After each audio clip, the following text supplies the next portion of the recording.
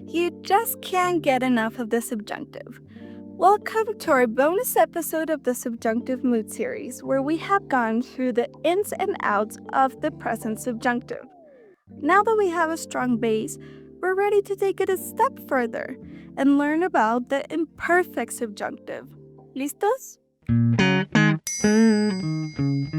If you haven't done so already, make sure to check out the previous videos of this series in this playlist, which you can also find linked in the description.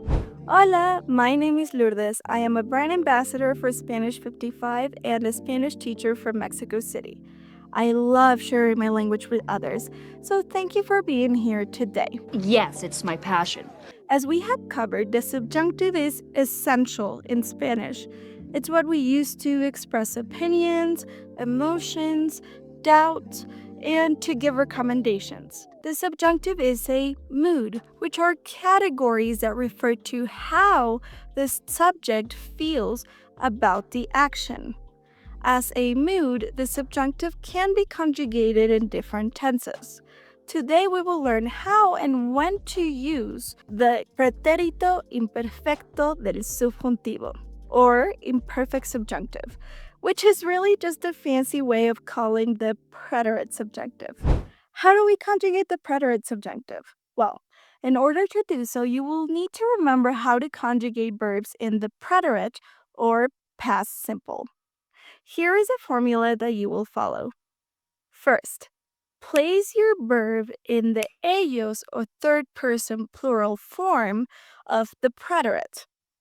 Then drop the ron and then add the corresponding endings.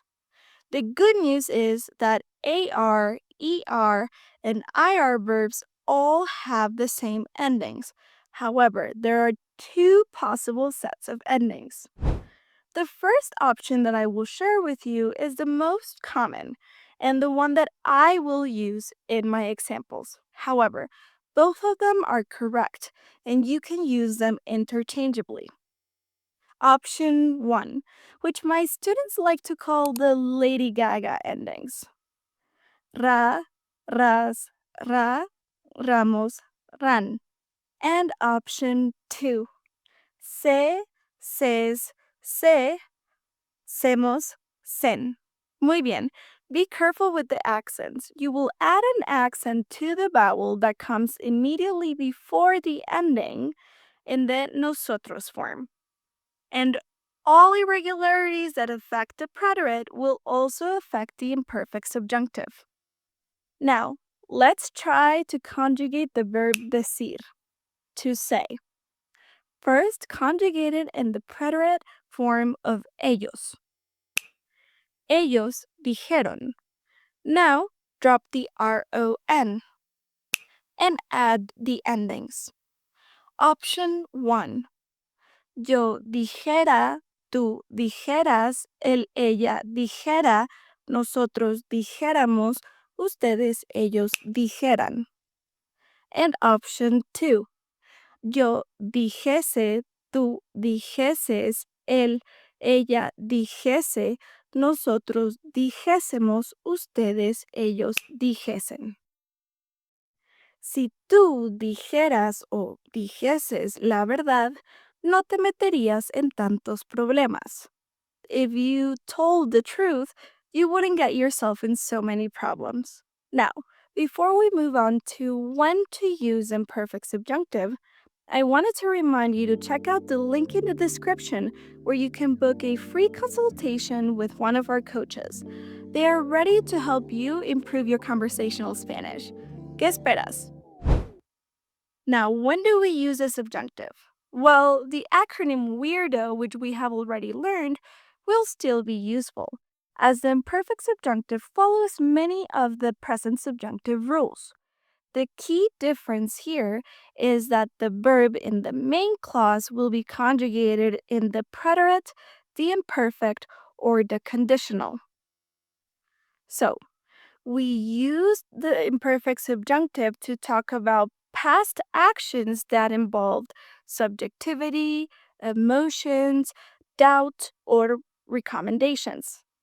For example, Mis jefes me pidieron que trabajara tarde la semana pasada. My bosses asked me to work late last week. Here we can see that the request was made in the past. The verb pedir, to ask, in the main clause is conjugated in the preterite. Here's another example. A los trabajadores les encantaba que los dejaran salir temprano. The workers liked to be let out early. Here we're referencing emotion with the verb encantar, to like, in the main clause. It is conjugated in the imperfect. This is something that they used to like. We don't know if this is true still or if it's still relevant. Paired with the conditional, the imperfect subjunctive can be used to talk about hypotheticals. So we will see the imperfect subjunctive in if or si clauses. For example, si fuéramos ricos, viajaríamos mucho. If we were rich, we would travel a lot. You can also switch the sequence of the clauses. For example, cocinaría más si supiera cómo. I would cook more if I knew how to. As you can see, the imperfect subjunctive is found in the si clause, and the other verb is conjugated in the conditional. The imperfect subjunctive can also follow the conditional to talk about wishes or desires. For example, a los estudiantes les gustaría que la maestra asignara menos tarea. The verb gustar is conjugated in the conditional, and the verb to assign is conjugated in the imperfect subjunctive. We also use imperfect subjunctive with the expression ojalá to talk about situations that we deem unlikely or impossible. For example, ojalá que tuvieran más vacaciones, which could be translated to, I wish you had more vacations. Or, ojalá que vivieras más cerca de mí. I wish that you lived closer to me. Finally, we can also use imperfect subjunctive to talk about our current opinion of past actions. Here, the main clause will remain in the present indicative, and the subordinate clause will be conjugated in the imperfect subjunctive. For example, es bueno que estuviéramos preparados. It is good that we were prepared. Here's another example. No me parece que la película fuera chistosa. I do not think that the movie was funny. This was a very basic 101 on the imperfect subjunctive. If you have any questions, make sure to leave them in the comments and let us know what else you want us to cover. If you liked this video, give it a big me gusta and subscribe to our channel for more. Hasta la próxima!